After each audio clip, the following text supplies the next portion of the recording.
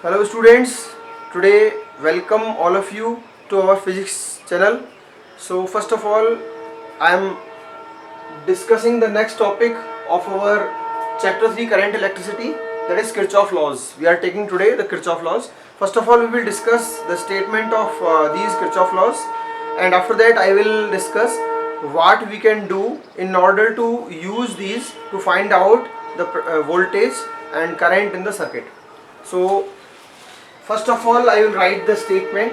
The first law is known as KCL. KCL stands for Kirchhoff current law. First one is Kirchhoff current law. Kirchhoff current law is also called junction law. Junction, junction law. And the second statement is KVL. Second statement is nothing but the KVL. This is KVL. So what is this KVL? This KVL is nothing but Kirchhoff voltage law. This KVL is nothing but Kirchhoff voltage law, and इस KVL is also known as loop law. इसको अपन loop law भी कहते हैं, ठीक है ना। तो जिस प्रकार KCL को अपन junction law कहते हैं, उसी तरह से KVL यानी Kirchhoff voltage law को अपन loop law भी कहते हैं. There are another names suggested for these laws also. So KCL is also called the charge conservation. Charge conservation. यानी कि conservation, law of conservation of charge, and KVL is also called energy conservation. Energy conservation. Now remember these three things. So आपको ध्यान रखना पड़ेगा KCL और KVL दोनों को हम अलग अलग 3 डिफरेंट नेम से बोल सकते हैं. इसको अपन किरचॉफ करंट लॉ भी कहते हैं, जंक्शन लॉ भी कह सकते हैं, और charge conservation, law of conservation of charge कह सकते हैं. KVL सेकेंड लॉ जो है हमारा लूप लॉ, उसको अपन किरचॉफ वोल्टेज लॉ कहते हैं, लूप लॉ कहते हैं, और law of conservation of energy भी कह सकते हैं. So first of all we take the statement of this KCL. KCL जो स्टेटमेंट है वो है, अगर अपन शॉर्ट में इसको शॉर्ट समराइज्ड वे में डिस्कस करेंगे तो हम ऐसे बोलेंगे, total current in is equal to total current out. यानी कि sum of all the current entering the junction, sum of all the current entering the junction is equal to sum of all the currents going out of the junction. ठीक है, total जो अंदर की तरफ जाने वाला करंट है is equal to total जो बाहर की तरफ जा रहा है करंट.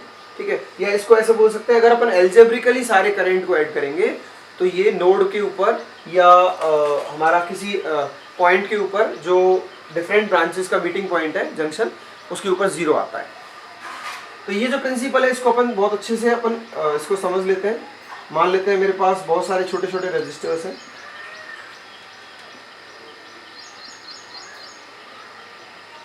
ठीक है, मेरे पास रेजिस्टर है, इसमें current I1, this is current I2, this is current I3 and this is current I4. ठीक है, मेरे पास रेजिस्टर है I1, R1, R2, R3 and R4. इन चारों करंट्स के ब्रांच के जो कॉमन मीटिंग पॉइंट है उसको अपन क्या बोलते हैं, नोड कहते हैं.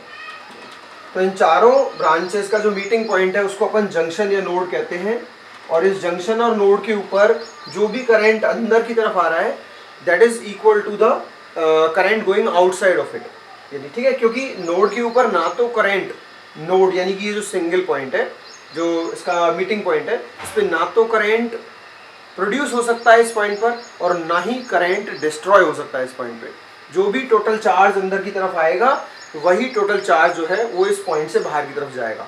तो अपन क्या बोल सकते हैं इसको, total current going into the junction is equal to total current going out of the junction. या अल्जेब्रिकली अगर ऐड करेंगे अपन तो टोटल करंट जो है नोड के ऊपर लिखने के बाद अपन इसको जीरो लिख सकते हैं. बिकॉज अगर अपन ध्यान से देखें तो ऐसे लिख सकते हैं कि I1 क्योंकि प्लस साइन के साथ जो भी इनसाइड जाएगा, अंदर की तरफ जाएगा, जंक्शन में जाएगा वो प्लस के साथ, और जो जंक्शन से बाहर की तरफ जाएगा वो माइनस के साथ, प्लस I2.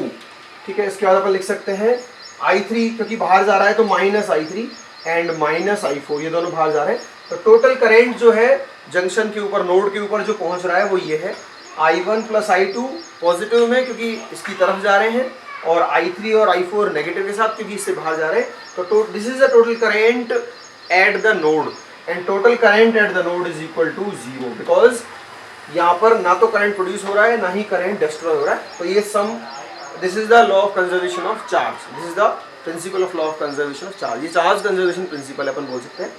ठीक है, आपको ये चीज़ आई थिंक बिल्कुल अच्छे से क्लियर हो गया होगा। तो इसके बाद अपन एनर्जी कंजर्वेशन ले लेते हैं, यानी कि सेकंड जो अपना डिस्कशन है वो एनर्जी कंजर्वेशन का है। तो इसको अपन अच्छे से समझ लेते हैं, व्हाट इज़ केवीएल। तो केवीएल का जो स्टेटमेंट है वो मैं छोटा सा एग्जांपल देके समझाऊंगा आपको। मेरे पास छोटे छोटे बहुत सारे क्या रजिस्टर्स हैं और ये एक सर्किट है जिसके अंदर बैटरी मैंने कनेक्ट की हुई है, एक की है, की के साथ में कोई छोटे मोटे कोई भी एलिमेंट्स आप लगा सकते हो, बट मैं यहाँ पे सबसे सिंपलेस्ट सर्किट ले रहा हूँ जिसमें एक की है, बैटरी है, रजिस्टर R1 है एंड रेजिस्टेंस R2 है, करंट इसके अंदर I फ्लो हो रहा है।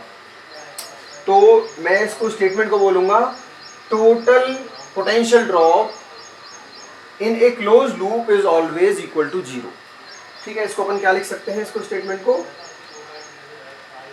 Sigma V in a loop, sum of all the voltage drop in a loop is equal to 0। Sum of all the voltage drops, यानी कि जितने भी पोटेंशियल ड्रॉप्स होंगे एलिमेंट्स पर लूप के अंदर, सबका अगर मैं सम करता जाऊंगा और जहां से स्टार्ट करूंगा वहीं लौट के आ जाऊंगा तो सारे टर्म्स का सम इक्वल टू 0 हो जाएगा।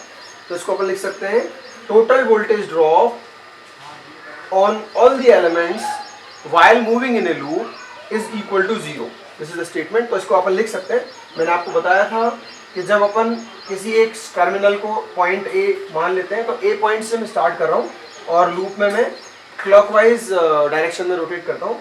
तो जैसे ही अपन ए जंक्शन को क्रॉस करते हैं तो इसका पोटेंशियल जो है ई अमाउंट से बढ़ जाएगा, यानी कि अपन 0 से प्लस ई पे आ जाएंगे।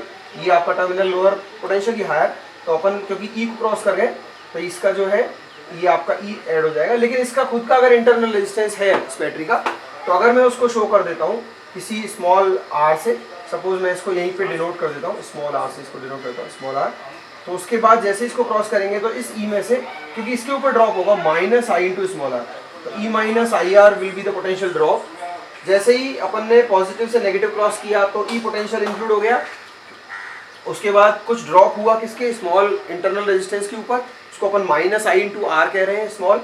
उसके बाद नेक्स्ट जैसे ही आप इसको क्रॉस करोगे तो करंट के अलोंग चलने पर पोटेंशियल ड्रॉप होता है, तो अपन इसको बोलेंगे ये ड्रॉप कितना होगा, इस ड्रॉप की वैल्यू होगी माइनस आई इंटू R1 और इसके ऊपर होगा माइनस आई इंटू R2, तो ये वैल्यू हो जाएगी minus I into R1 minus I into R2।